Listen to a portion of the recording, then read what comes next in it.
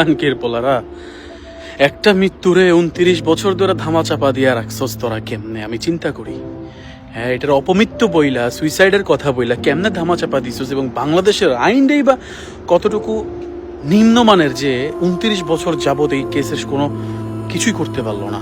দিন শেষে সত্য উদ্ঘাটন হইল। সত্য কখনো ধামাচাপা থাকে না, এবং সত্য এইটাই যে সালমান শাহকে, প্রয়াত নায়ক, বাংলাদেশের one of the best superstar যাকে বলা হয়, ওই সময় প্রয়াত নায়ক সালমান শাহকে হত্যা করা হয়েছে তার শাশুড়ির মাধ্যমে।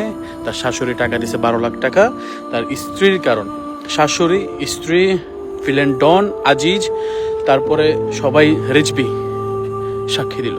তো দিন শেষে কি হলো? সত্যের জয় হয় বলা আছে না, একটা ছবি আছে সালমান শাহ, সত্যের জয়, এরকম টাইপের, মানে হ্যাঁ এরকমই।